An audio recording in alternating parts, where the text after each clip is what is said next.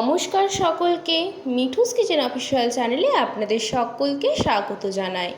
আশা করি আপনারা যে যেখান থেকে আমার এই ভিডিওটি দেখছেন আপনারা সকলে ভালো আছেন এবং সুস্থ আছেন। হাতে কম সময় থাকলে চটজলদি এই মশলাদার ভেন্ডির রেসিপি তৈরি করে নিতে পারবেন। তারই একটি রেসিপি আপনাদের সাথে আজকে শেয়ার করে নেব।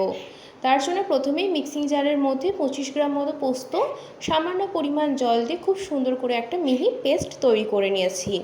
এরপরে কড়াইয়ের মধ্যে বেশ খানিকটা পরিমাণ দিয়ে দিয়েছি সর্ষের তেল। তেলটা খুব ভালো করে গরম হয়ে আসলে এর মধ্যে দিয়ে দেব দুটো মাঝারি সাইজের কোচানো পেঁয়াজ এবং 5 থেকে 6টা চেরা কাঁচা লঙ্কা। ঝালটা যে যেমন খেতে পছন্দ করবেন সেই মতো এখানে লঙ্কাটা ব্যবহার করবেন।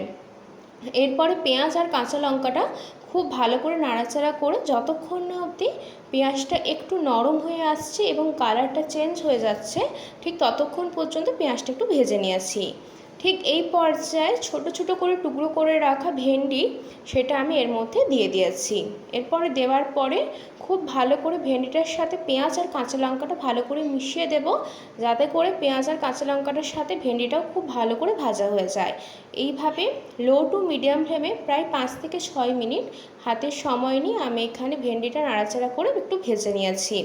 ঠিক এই পর্যায়ে আমি এখানে দিয়ে দিয়েছি সামান্য পরিমাণে লঙ্কার গুঁড়ো এবং পরিমাণ মতো নুন। লঙ্কার গুঁড়োটা সামান্য পরিমাণ দেওয়ার কারণ যেহেতু কাঁচা লঙ্কা রয়েছে সেই কারণে ঝালটা একটু বুঝে শুনে দিতে হবে, সেই কারণে এখানে আমি লঙ্কার গুঁড়োটা সামান্য পরিমাণ দিয়েছি। আপনারা চাইলে পুরোপুরিটা কাঁচা লঙ্কার ঝাল দিয়েও করতে পারেন।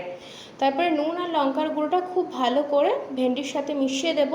ঠিক এই পর্যায়ে ঢাকা দিয়ে লো টু মিডিয়াম ফ্লেমে 15 মিনিট রেখেছিলাম, যাতে করে ভেন্ডিটা একটু নরম হয়ে যায় এবং ভালো মতো ভাজাও হয়ে যায় এবং সেদ্ধ হয়ে যায়।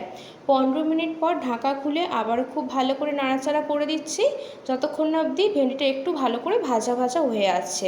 আর ভেন্ডিটা দেখে আশা করি আপনারা বুঝতে পারছেন অনেকটা পরিমাণে কিন্তু ভেন্ডিটা আমাদের ভাজা হয়ে গিয়েছে, এবং যেহেতু ভেন্ডি খুব একটা রান্না হতে সময় লাগে না তার জন্য আমি আবারও ঢাকা দিয়ে 20 মিনিট মতো লো টু মিডিয়াম ফ্লেমে রেখেছিলাম। 20 মিনিট পর ঢাকা খুলে আপনাদেরকে আমি দেখিয়ে দিচ্ছি যে ভেন্ডিটা কিন্তু একদম ভালোভাবে সেদ্ধও হয়ে গিয়েছে এবং খুব ভালো মতন ভাজাও হয়ে গিয়েছে। ঢাকা খুলে আমি আরেকবার ভালো করে নাড়াচাড়া করে দিয়েছি। ঠিক এই পর্যায়ে এর মধ্যে আমি দিয়ে দেব যে পেস্ট করে রেখেছিলাম পোস্তটা, সেটা দিয়ে দেব। আর একটা কথা, আমি এখানে কাঁচা লঙ্কার চেরা ব্যবহার করেছি, আপনারা চাইলে পোস্তের মধ্যে দিয়ে পেস্ট তৈরি করে নিতে পারেন। ঠিক এই পর্যায়ে আমি এখানে পোস্তের পেস্টটা দিয়ে দিয়েছি। এইটা খেতে গরম ভাতের সাথে এত অপূর্ব লাগে যে কি বলবো। আশা করি এই রেসিপিটি কম বেশি অনেকেই বানিয়েছে, তবে আমি একটু অন্যরকমভাবে বানাচ্ছি। আশা করব আপনাদের ভীষণ ভালো লাগবে। পোস্তটা দেওয়ার পর মিনিট 5 হাতের সময় নিয়ে এইভাবে ভেন্ডির সাথে একটু ভেজে নেব। প্রথমে জল দিয়ে দেবেন না, একটু ভালো করে পোস্তটা ভেন্ডির সাথে ভেজে নিলে স্বাদটা খুব ভালো আসে। সেই জন্য মিনিট 5 হাতের সময় নিয়ে খুব সুন্দর করে ভেন্ডির সাথে পোস্তটা একটু ভেজে নিয়েছি, যাতে করে খুব সুন্দর একটা টেস্ট আসে।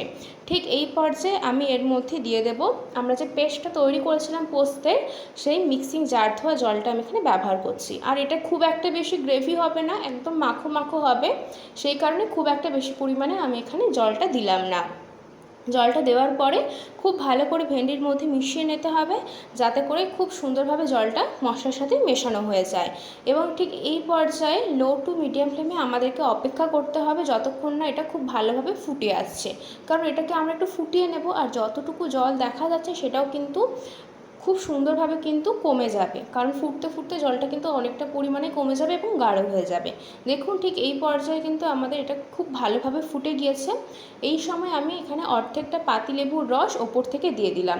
পাতিলেবুর রস দিয়ে এইভাবে একবার ভেন্ডির রেসিপি তৈরি করে দেখবেন, ভীষণ ভালো লাগে গরম ভাতে খেতে। বেশ অন্যরকম একটু রেসিপি, শুধুমাত্র পাতিলেবুর রসটা দেওয়ার জন্য টেস্টটা কিন্তু একদম চেঞ্জ হয়ে যায়। এরপরে লেবুর রসটা খুব ভালো করে এর মধ্যে মিশিয়ে দেব, যাতে করে ভীষণ সুন্দরভাবে লেবুর রসটা ভেন্ডির মধ্যে মেশানো হয়ে যায়। আজকের রেসিপি কিন্তু আমাদের একদম কমপ্লিট হয়ে গিয়েছে। আশা করছি আপনাদের আজকের রেসিপি ভীষণ ভালো লেগেছে। যদি ভালো লেগে থাকে অবশ্যই করে আমার চ্যানেলটিকে সাবস্ক্রাইব করবেন, লাইক শেয়ার কমেন্ট করতে ভুলবেন না। আর যদি এরকম নিত্য নতুন রেসিপি পেতে চান অবশ্যই করে আমার চ্যানেলটিকে সাবস্ক্রাইব করে আমার চ্যানেলের পাশে থাকার অনুরোধ রইল। দেখুন কত সুন্দরভাবে কিন্তু আমি আরও মিনিট 5 হাতে সময় নিয়ে সুন্দর করে ভেন্ডির রেসিপিটা একদম করে ফুটিয়ে নিয়েছিলাম, যাতে করে একদম মাখো মাখো হয়। আর এটা মাখো মাখো খেতেই ভীষণ ভালো লাগে গরম ভাতের সাথে। আর কিন্তু কিছু প্রয়োজন হয় না, পাতের অর্ধেক ভাত কিন্তু এই ভেন্ডির রেসিপি দিয়ে খাওয়া হয়ে যায়। রেসিপিটি কেমন লাগলো কমেন্ট করে জানাতে ভুলবেন না। আর যদি বাড়িতে এই রেসিপিটি আগে বানিয়ে থাকেন তাহলেও কমেন্ট করে জানাবেন আপনাদের কেমন লেগেছে। অবশ্যই করে বাড়িতে এই গরমের দিনে একবার হলেও ট্রাই করবেন, দুপুরে ভাতের সাথে খেতে কিন্তু বেশ ভালো লাগে। দেখুন কতটা সুন্দর দেখতে হয়েছে। আর যে সমস্ত বাচ্চারা ভেন্ডি খেতে পছন্দ করেন না তাদেরকে যদি এইভাবে বানিয়ে দেওয়া যায় ভাতের সাথে তারা ভীষণ ভালোভাবে খায় এবং বেশ খেতেও সুন্দর লাগে। রেসিপিটি কেমন লাগলো কমেন্ট করে জানাতে একদম ভুলবেন না, আর বাড়িতে অবশ্যই একবার ট্রাই করে দেখবেন।